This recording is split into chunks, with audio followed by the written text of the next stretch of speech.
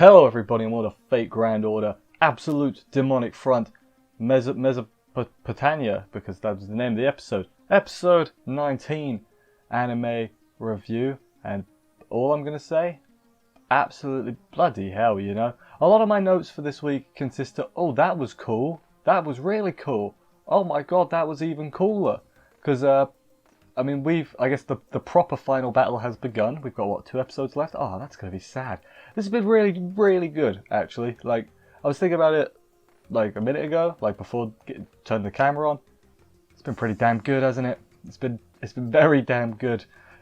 It's easily the best non-ufotable Fate, and you could probably make the argument that it in ways is better than the ufotable Fates as well. So that is how good this has been. And it's sad it's coming to an end, but bloody hell, they're going to end it. Pwah. Anyway, yeah, crazy stuff. Let's get into the episode, see what went down and everything. Let's do this. Episode begins where we picked up last week. Not last week, 2 weeks ago. That is, if you cannot remember, Gorgon showed up out of nowhere to help. I say help. She basically tells Fujimaru and Mash, and I guess Ishtar as well, but she was off to the side doing whatever. Also, I guess, yeah, Ketz is dead. So, Ripperino. But yeah, Gorgon shows up, tells them they're in the way, but then they have this like little look, and Fujimaru's like, oh, okay, I figured it out. And I liked that. I liked that he didn't say anything. And then Mash is immediately like, Senpai, that's, yeah, I know. It's like, yeah, we know who it is, Mash, you don't need to say it. Mash hasn't really done much this series. Like, it's kind of weird. I thought she'd have a bigger role than she has. I like that everybody's sort of getting screen time, but Mash hasn't done too much. But hey, we've got a little bit. I guess that's what happens when you are a defensive character having a shield. Because shields are cool now. It's 2020. Like, shields are awesome. That's what we've been building over the last couple years. Shields being awesome. But yeah, it's Anna, by the way. I don't remember if I said that. Gorgon is Anna, and she does a cool thing. The party leaves. Anna Gorgon does this final laser blast thing. It's the Noble Phantasm, I assume. There's a lot of that this week. I didn't write down what they're all called. I wrote one because I remembered it. But yeah, the rest of them don't remember. But yeah, giant laser beam essentially is what it is. Wipes out Tiamat's wings, so she can't fly anymore, which is good because that was kind of a massive hole in their plan. And then Anna disappears. Anna Gorgon disappears, I presume because she used the last of her magical energy, and she's fades out of existence. Goodbye, sweet princess, we barely knew ya. Although, after that, we see Aruk got wrecked by all the Grail mud and whatever. And Gil uses these big old magic cannon things, because he's like powering them all. Probably not good for his body, but hey ho, we're in the, to quote, you know, a movie, we're in the end game now. So he's doing all the thing. Fujimaru's about to get absolutely wrecked by a 360 MLG no scope. It was just a snipe, but you know, that's the correct way to say snipe. But Gilgamesh blocks it. He gets sniped himself through the down here. That looked like here. Get back in the shot. It was a good scene, and then Gil's like, keep fighting. He's like, are we done yet? No, we are not. Let's get back to it, lads. And get back to it they do. Then Enkingu shows up and fights some Lamu before using his Noble Phantasm, I presume, which is what's it called? Enuma Elish. And then also this whole scene, there's a great song playing. It's talking about like what he wants to do, and he just wants to be friends. And it's like a remnant from Enkidu, and then he uses the Enuma Elish. He like turns it like a big old chains up Tiamat. It's really good.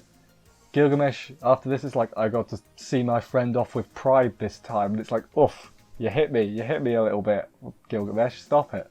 Remember when he was a dick? I remember when he was a dick. Now it's like, Gilgamesh, you're like actually the best. Like now you're not even like the best in like an arrogant cocky way, you are just the best, and I love it. He thanks Fujimaru for everything, basically just for showing up, and it's great. And I'm like, are they gonna do Gilgamesh in? And then Ereshkigal goes ready. She sends up a whole telegram. Telegram? That's what people use these days. She says, she shouts basically like, "Hey, I'm ready down here. Could you send the kids down for dinner?" And then they send the kids down for dinner. Ishtar uses her giant Venus laser cannon thing, which again, that's what, the third Noble Phantasm? Fourth? I've lost count. Third, I think. On the floor, because obviously they got to open up the thing to the underworld, and then they fall in, and Gilgamesh might have died. He gives this like forlorn look, which I used for the thumbnail, which is like he's accepting of his death, or maybe he's accepting it's out of his hands. One of those two things. But either way, you know, they're in the underworld now. Although if he does die, wouldn't he just appear in the underworld again? Maybe. I have no idea how... Well, no, I don't think it would work like that. I think he'd just die and stuff. But who knows? Anyway, to the underworld we go. They fall in. Ereshkigal gives them floating powers, which is useful, you know. The ability to float. Pretty damn good. I would give that a 10 out of 10. Tiamat is like struggling against the authority of Ereshkigal, because even in the underworld, damn it, Ereshkigal outranks you, Tiamat, because she is the best. Just the best, isn't she? Especially in the underworld. She's like the extra best. And then Tiamat covers herself in grail mud, which transforms her into a dragon. But then Dr. Roman's like, she's at her weakest at this point right now. I'm like, you're full of poo, Dr. Roman. Haha, almost said a bad word there. That wouldn't be good. And yeah, then they're about to get grail mudded, and the party gets saved by Flowers. Who has Flowers? It's bloody Merlin's back out of nowhere. That's why a lot of stuff happened this week, if you couldn't tell. Merlin comes back. Instead of getting resummoned, he just decided to break the rules a little bit and just come straight from Avalon. So I guess this is like real Merlin, not servant Merlin. I think. Not too sure on that. But he said he came from Avalon, so I'm assuming that's real Merlin. Like alive Merlin. Tiamat's got some new wings, which, you know, thanks for your help, Anna, I guess. Didn't do too much, but sorry. It's cool to see you, though. Thumbs up. Then she's called, like, Beast 2, is what Merlin calls her. Tiamat, this is. Then Ishtar also rejoins the party. She flies down to hang out with the rest. So, the party we got at the moment, we got Fujimaru, Mash, Ishtar, Ereshkigal, and Merlin. That's, well, not quite. There's one more we'll just get to. Then Merlin talks about a grandservant being brought here. It's the bloody... Remember the old man? It's the old man. He's the first Hassan, who I guess... Weren't they all assassins? So I guess he'd be a grand assassin. But yeah, he shows up, and I guess he's going to help the good guys. Sort of comes a little bit out of nowhere, but then it's like, oh, it's the old man from before. You know, he has made multiple appearances. Like, it is, again, sort of out of nowhere, though. Like, I'm not going to say it was built up very well, because I don't think... Was the first Hassan ever mentioned? I know, yes, the old man's been around, and he says it's because of Fujimaru was there. But, yeah, I still liked it. You know, we're, what, 2 episodes from the end? It's certainly not going to make me, oh, you know, 0 out of 10, they ruined it, because an old man showed up out of nowhere. No, it's pretty good. He's like a skeleton dude. It was... We got, what, 2 episodes left. I imagine we're going to get most of the fighting in the next episode. And then maybe the last episode will be more epilogue-ish. But I really don't know. I really don't know, because flipping hell, it's actually blown me away, this show. I regret putting it so low in my end-of-year ranking video.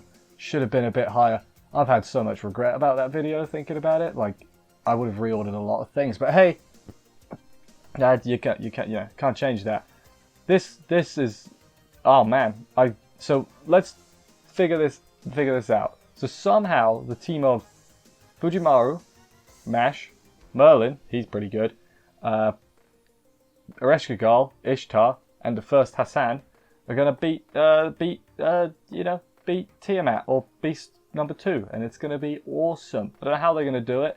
Probably with some really goodly animated, that's what we'll call it. I know it's not correct, but ayo. Some really goodly animated Noble Phantasms. Maybe they'll spam them all at once. They'll just spam the Noble Phantasm button. You can't do that. You have to build it up again. Or I guess you could do 3 in one turn. Maybe that's what they'll do. Maybe they'll just have 3 of them use it at once, and then that'll win. Maybe not Mash. Mash is defensive, right? I don't think it does much.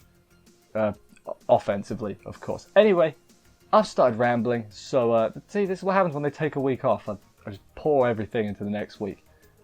Thank you everybody for watching this review. I hope you enjoyed it. If you did, please consider subscribing and stuff for more reviews. There's loads of stuff, don't you know? I will see you next week for another episode of this, and bye guys.